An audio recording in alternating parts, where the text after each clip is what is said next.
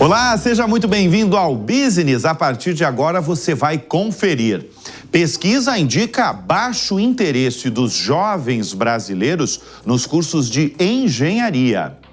A Meta anuncia a tradução em tempo real no WhatsApp para usuários em mais de 180 países.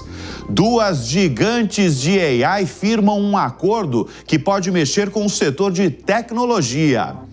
A H&M confirma 4 novas lojas no Brasil a partir de 2026. E a Alibaba vai ampliar investimentos em AI e terá data centers no Brasil. Eu sou Bruno Meyer e seja muito bem-vindo ao Business, a sua revista eletrônica de negócios. Jovem Pan Business. A Toyota paralisou as atividades de todas as suas fábricas no Brasil e sem previsão de retomada após um fenômeno conhecido como microexplosão atmosférica ter destruído a sua unidade de motores em Porto Feliz, no estado de São Paulo. Com as fábricas fechadas, a produção de Yaris Cross, a do Yaris, que é para exportação, do Corolla e do Corolla Cross foi interrompida. A informação foi confirmada à Jovem Pan pela fabricante e também pelo Sindicato dos Metalúrgicos de Sorocaba e região. A paralisação geral, que pode ir até 2026, se dá pela falta de motores produzidos pela Toyota e justamente nessa unidade de Porto Feliz. Lá são feitos os propulsores 2.0 Dynamic Force do Corolla e do Corolla Cross, além do 1.5 do Yaris, que já saiu de linha no Brasil, mas continua sendo fabricado em Sorocaba para exportação. A Toyota é a 5ª maior montadora do Brasil. Ela perde apenas para Stellantis, Volkswagen, General Motors e Hyundai. Em 2024, produziu mais de 200 mil veículos no país. O Sindicato dos Metalúrgicos de Sorocaba e região garantiu que, pelo menos em Sorocaba, a Toyota não fará cortes. De acordo com a instituição, o complexo garante 4.500 empregos, além de uma cadeia produtiva que gera cerca de 7 empregos indiretos para cada posto direto. E foi selado um acordo de peso entre duas das maiores empresas do setor de inteligência artificial, porque a NVIDIA fechou um mega investimento de 100 bilhões de dólares na OpenAI, a criadora do ChatGPT. A finalidade é erguer data centers, é claro, com capacidade de 10 gigawatts de energia, em conjunto com a dona do ChatGPT, garantindo a infraestrutura necessária para continuar os treinamentos dos modelos de AI dessa startup comandada por Sam Altman. Aliás, o ChatGPT da OpenAI é usado por cerca de 700 milhões de pessoas todas as semanas e cada vez mais gente vai demandando uma grande quantidade de capacidade de computação para atender e também desenvolver os seus produtos. Agora, quem está investindo, como eu falei, é a NVIDIA. Só para se ter ideia, a gente se surpreende com esse valor de 100 bilhões investidos agora, bilhões de dólares. A NVIDIA vale hoje 4 trilhões e 500 bilhões de dólares. É a empresa mais valiosa do mundo. E uma curiosidade, essa notícia que eu estou dando para vocês agora, ela fez a companhia injetar mais 170 bilhões de dólares em valor de mercado, simplesmente porque as ações subiram 4% por conta dessa notícia. A OpenAI e as concorrentes, o Google, a Anthropic, estão numa corrida do que o setor de tecnologia tem chamado de superinteligência. Está todo mundo atrás de um chatbot capaz de cumprir tarefas diversas, tão bem ou até melhores do que um ser humano. Só que para isso é preciso uma quantidade avassaladora de computação, o que envolve processamento de nuvem e placas gráficas de alta potência. O Jensen Huang, CEO e fundador da NVIDIA, diz que este investimento e a parceria de infraestrutura marcam o próximo passo em entregar 10 gigawatts de potência para a próxima era da inteligência artificial. E, por conta da inteligência artificial, a Meta anunciou a tradução em tempo real no WhatsApp. Isso para facilitar a conversa global. A gente está falando do WhatsApp que atende 3 bilhões de usuários em mais de 180 países. Eu falei 3 bilhões de pessoas. Aqui no Brasil, é o aplicativo mais usado e baixado no país. Essas traduções que eu acabo de falar estarão disponíveis inicialmente em 6 idiomas: o inglês, o espanhol, português, o hindi, o russo e o árabe. Isso tudo no dispositivo Android. Já nos iPhones, as traduções se ampliam e chegam a 19 idiomas. Como é que vai funcionar? Para utilizar o recurso, o usuário deve pressionar a mensagem em um idioma diferente e tocar simplesmente na palavra traduzir.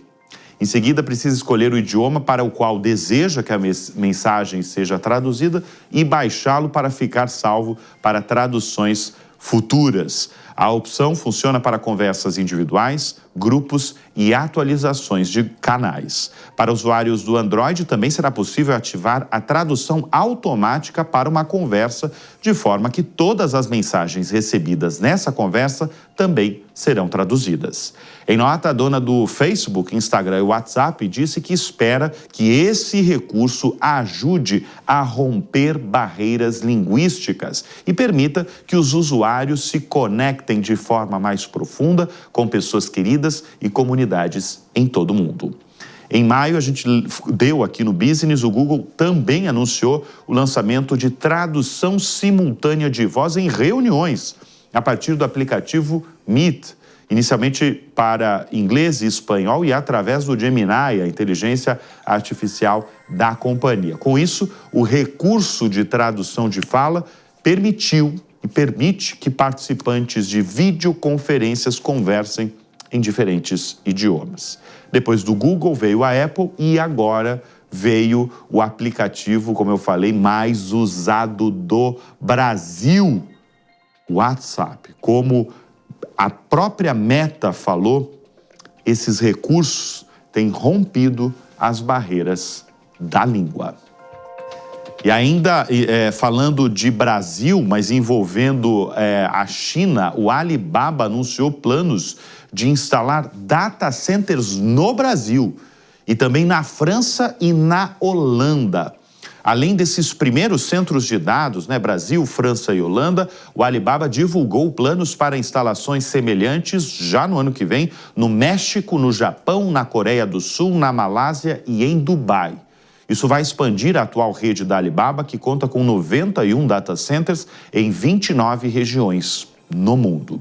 Com essa notícia, as ações do grupo chinês listadas em Hong Kong dispararam quase 10%, alcançando o maior nível em 4 anos. O diretor-presidente Eddie Wu diz que previu que o investimento global em inteligência artificial acelere para cerca de 4 trilhões de dólares nos próximos 5 anos, ressaltando que a Alibaba precisa acompanhar o ritmo, aumentando ainda mais os investimentos em AI, sem especificar os valores. Segundo ele, a velocidade de desenvolvimento da indústria superou em muito o que se esperava. E a demanda da indústria por infraestrutura de AI também superou as expectativas. Em fevereiro, a empresa anunciou planos de investir 53 bilhões de dólares em infraestrutura relacionada à AI ao longo dos próximos 3 anos. O Alibaba também anunciou uma parceria com a NVIDIA para desenvolvimento de recursos físicos de inteligência artificial, como treinamento de modelos, simulação ambiental e testes de validação. Essa iniciativa, tantas iniciativas aí reforçam essa corrida das gigantes chinesas de tecnologia, né? A gente está falando do Alibaba, mas tem a Tencent, tem a Baidu, tem a ByteDance, a dona do TikTok, tudo isso para ganhar espaço no cenário global de inteligência artificial. E a Starbucks vai fechar centenas de cafeterias nos Estados Unidos e Canadá e demitir mais 900 funcionários em escritórios corporativos em mais uma tentativa de reverter a queda nas vendas. Essa medida faz parte de um plano de reestruturação de $1 bilhão para reduzir custos e modernizar operações. A maior rede de cafeterias do mundo acumula 6 trimestres consecutivos de queda de vendas em lojas. E tem várias causas, mas fala-se muito numa resistência dos consumidores dessa região com o preço do Starbucks. E também uma frustração até com as filas para retirar pedido. Segundo Brian Niccol, presidente executivo há um ano, cerca de 1% das lojas será encerrado até o fim de 2025, totalizando 18.300 unidades na região. O executivo tenta recuperar o negócio por meio da melhoria no atendimento e também com a modernização da decoração dos cafés. O preço das ações, porém, está abaixo do registrado há um ano. Em fevereiro, a companhia já havia eliminado 1.100 cargos. Esses cortes atingem principalmente cargos de suporte fora das lojas, porque parte dos funcionários poderá ser realocada e outros receberão pacotes de rescisão. E vindo para o Brasil, a varejista sueca H&M anunciou a abertura de 4 novas lojas no Brasil no ano que vem, ampliando a presença no país após estrear em São Paulo no início de agosto. As novas unidades serão instaladas no Rio Sul Shopping, no Rio de Janeiro, no Iguatemi Esplanada, em Sorocaba, em São Paulo, e em 2 shoppings de Porto Alegre, no Rio Grande do Sul, o Shopping Iguatemi e o Praia de Belas. A expansão vem após o sucesso das 2 primeiras lojas brasileiras localizadas nos shoppings Iguatemi e no Anália Franco. Fundada em 1947, a H&M opera 4.400 lojas em 79 países. A estreia da marca no Brasil gerou grande repercussão, tinha filas enormes de consumidores e também distribuição de brindes nas inaugurações. A varejista chega com preços competitivos no segmento de fast fashion, posicionando-se abaixo de concorrentes como a Zara, mas acima de redes de departamentos nacionais. E a Embraer anunciou a venda de 24 aviões E195-E2 para a Latam, em um acordo avaliado em cerca de 11 bilhões e 200 milhões de reais. O contrato ainda prevê opção de compra de outros 50 jatos, o que pode mais que triplicar o negócio no futuro. As entregas dos aviões estão previstas para começar no segundo semestre de 2026, inicialmente para a operação brasileira da Latam e depois para outras afiliadas do grupo. Esta é a primeira vez que a Latam adquire aviões da Embraer. Atualmente, a companhia opera com aeronaves da Airbus e Boeing. Segundo a Embraer, os novos jatos permitirão a expansão da malha aérea na América do Sul, com possibilidade de adicionar até 35 novos destinos. O anúncio ocorre poucos dias após a fabricante brasileira confirmar a venda de 50 jatos para a americana Avelo Airlines. E com a nova encomenda, as ações da Embraer subiram quase 5% no mercado financeiro. E a Intel, que enfrenta dificuldades no mercado de chips, iniciou conversas com a Apple para possíveis investimentos, buscando fortalecer a sua situação financeira. As discussões também incluem formas de colaboração mais estreita entre as empresas, segundo fontes próximas ao assunto. As negociações estão em estágio inicial e podem não resultar em acordo. Recentemente, a Intel recebeu investimentos de 5 bilhões de dólares da NVIDIA e 2 bilhões de dólares da SoftBank, reforçando seus esforços para recuperação e inovação. As ações da Intel reagiram positivamente a todas essas notícias, subindo mais de 4% no pré-mercado.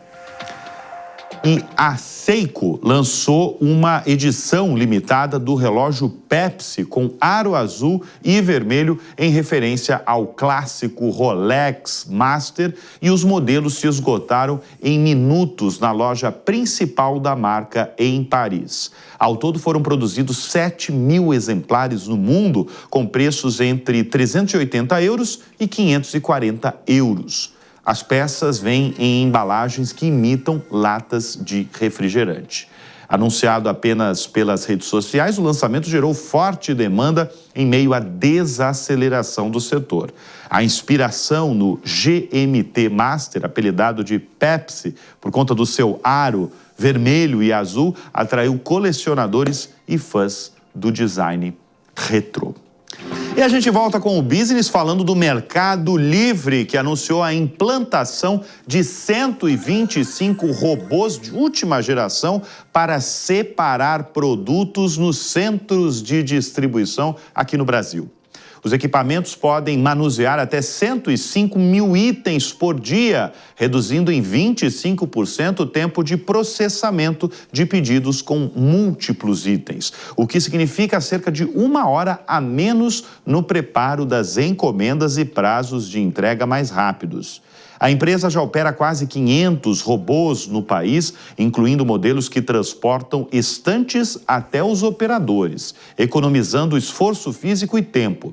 Apesar da automação, a companhia afirma que não haverá cortes de empregos, mas sim realocação de funcionários para funções de maior valor agregado. O reforço tecnológico acontece após o Mercado Livre reduzir o valor mínimo para frete grátis de R$ 79 para R$ 19, medida que ajudou a impulsionar as vendas em 34% em julho. A engenharia é uma das carreiras mais estratégicas para o desenvolvimento de um país, está perdendo espaço entre os jovens brasileiros.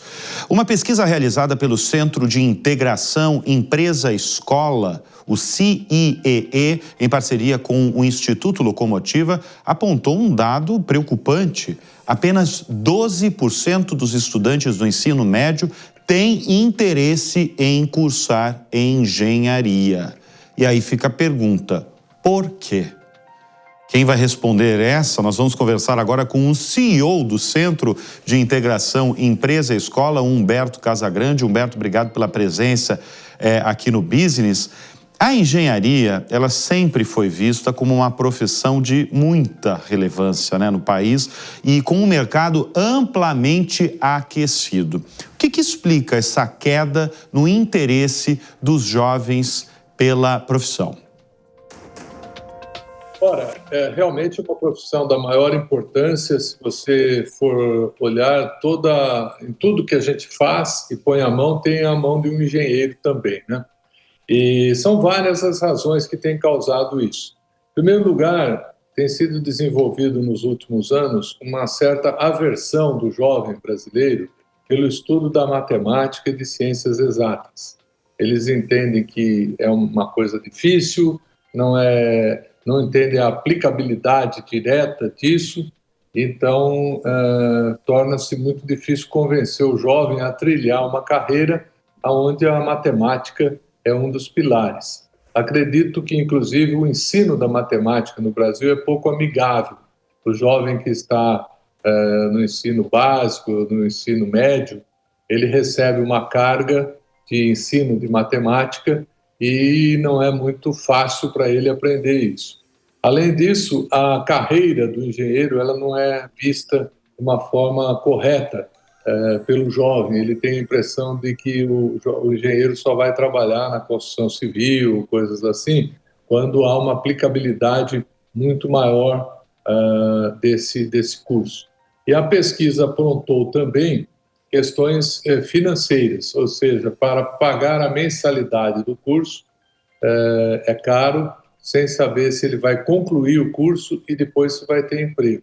Então, nós estamos trabalhando para mostrar para o jovem a real situação da engenharia, as oportunidades de emprego, como que o curso funciona e que as oportunidades estão aí, né? Porque hoje nós temos o jovem indo para o lado das ciências humanas e os empregos estão mais ligados à área de tecnologia. Se a gente comparar, Humberto, com outros países, essa realidade de baixo interesse no país pelo curso de engenharia, se a gente comparar com outros países, isso se repete nos outros países ou você tem outros países, por exemplo, os Estados Unidos, por exemplo, a China, eles têm o inverso do Brasil? Olha, no caso americano não chega a ser o inverso, há também um problema dessa natureza, mas as escolas sabem trabalhar muito bem isso junto com o governo e com os centros de tecnologia, como na Califórnia, Nova York e outros locais. Já nos países asiáticos há um forte incentivo dos governos para o estudo da engenharia. A Coreia do Sul, que era um país menos desenvolvido economicamente do que o Brasil há alguns anos, fez uma grande revolução tecnológica através do ensino da engenharia e formação de novos engenheiros. Esse movimento que ocorre na China também, atualmente, ele está fortemente alicerçado nessas carreiras de engenharia. Então, eu acredito que nos países onde há uma intervenção, um esclarecimento por parte das escolas e dos órgãos governamentais, isso é uma coisa menor. E o Brasil hoje corre o risco de ter um grande apagão de engenheiros.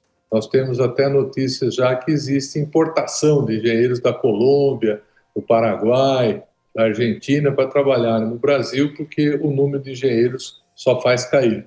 Você sabe que essa pesquisa, né, esse resultado da pesquisa de vocês, que é um resultado preocupante de fato para o país, corrobora com os CEOs brasileiros, né? Eu tenho um outro programa aqui na Jovem Pan, o Show Business, que conversa semanalmente com CEOs, e a gente vê sim CEOs engenheiros, mas a gente via anos atrás muito mais CEOs engenheiros, né? Hoje a gente vê CEOs que vêm de outras formações nas áreas de RH, você vê CEOs vindo das áreas do marketing, por exemplo. Você acha que as companhias também estão olhando de outra forma para o engenheiro? Sim, o engenheiro normalmente ele acaba derivando para a área administrativa porque ele tem um raciocínio lógico, né? Ele consegue tomar decisões de uma forma mais fácil, mais fundamentadas. Então, as empresas gostam muito de engenheiros, especialmente os bancos. Existe uma quantidade muito grande de engenheiros trabalhando em bancos. Mas, como a gente disse, se a quantidade de engenheiros diminui, os CEOs engenheiros também vão diminuir, né? E o que comprova, né, essa tendência que eu estou colocando, de que a engenharia está diminuindo. Para você ter uma ideia, há mais ou menos 10 anos, nós tínhamos 20 mil jovens por ano querendo estudar na Escola Politécnica da USP. Hoje, anualmente, nós temos 5 mil jovens só que querem pegar uma vaga lá. Então, o número diminuiu por 4. É uma queda realmente muito expressiva, né? Agora, deixa eu chamar a atenção para a nossa audiência, porque o levantamento de vocês revelou também que a educação básica tem um papel direto nessa desmotivação. 79% dos estudantes, 79% apontam falhas na base educacional como fator decisivo. Como é que o sistema educacional pode ser repensado para fortalecer a engenharia como uma opção de futuro, Humberto? Bem, eu acredito que a gente tenha que reformular o ensino da matemática e das ciências exatas. Eles têm que ser ensinos que mostrem a teoria muito mais aplicada, os professores têm que mostrar mais de frente para os jovens. Normalmente você fala no ensino da matemática, você tem a imagem daquela professora brava virada para a classe escrevendo na lousa e de uma forma muito pouco amigável, né? Então isso tudo tem que mudar, você tem que atrair o jovem, mostrar que a matemática, ela forma inclusive o raciocínio das pessoas, ela vai além da questão profissional, né? E então, os currículos de engenharia, por exemplo, também tem que trazer um pouco mais de matérias da engenharia para os primeiros anos. O aluno demora 2, 3 anos só fazendo matérias básicas, cálculos e outras tantas matérias que são desestimulantes. Então, o nosso grupo estuda também sugestões na mudança do currículo da engenharia, tentando oferecer desde o primeiro ano matérias interessantes, mostrar para que serve aquilo. Então, você vai dar uma aula de química, de destilação, mostrar que se faz álcool através do processo de destilação. Você vai dar uma aula de fermentação, mostrar que o vinho é feito a partir da fermentação, e assim sucessivamente, de forma que você torne o ensino hoje mais atraente, porque antigamente os jovens eram resilientes e simplesmente faziam aquilo que mandavam eles fazer. Hoje não. Hoje o estudante quer saber para que serve aquilo, se vai valer a pena ele se envolver com aquilo, qual a vantagem dele aprender aquilo, se vai ter trabalho para ele nessa direção. Então, temos que revisar desde o ensino básico, como você bem salientou, o ensino das ciências exatas para que o jovem se sinta atraído por essas disciplinas. O senhor citou os altos custos, né, dos cursos de engenharia no Brasil como um obstáculo, né, para essa pesquisa aí liderada por você, essa pesquisa com resultado, volto a repetir, preocupante.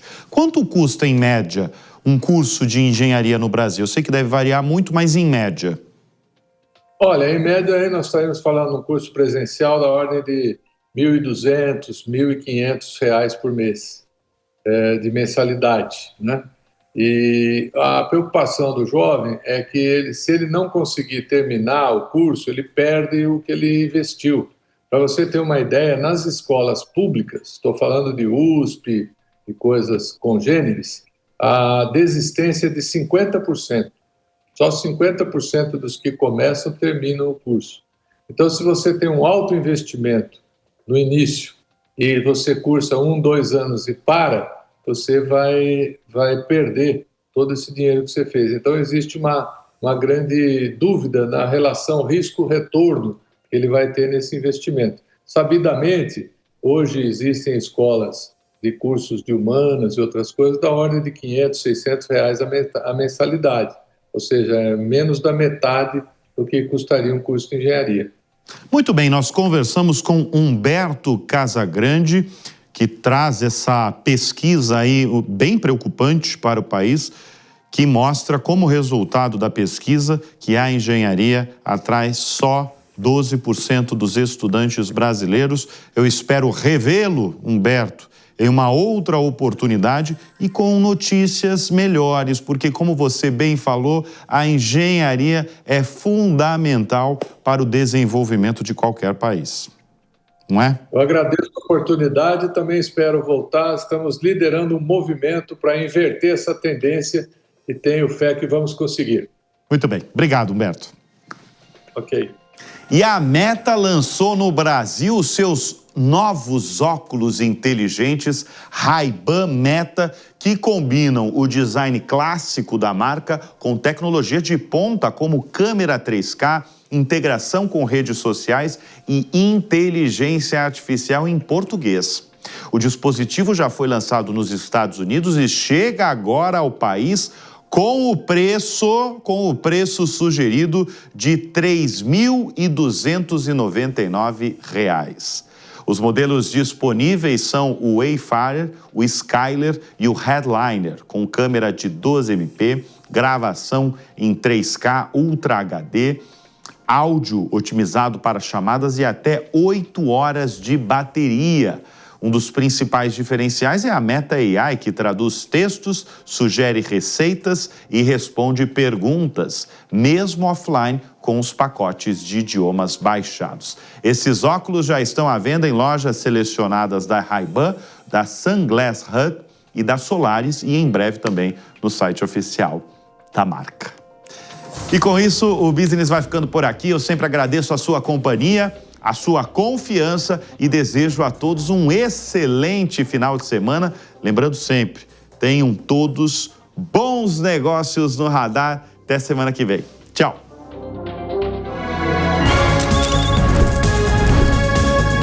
Jovem Pan Business. A opinião dos nossos comentaristas não reflete necessariamente a opinião do Grupo Jovem Pan de Comunicação. Realização Jovem Pan.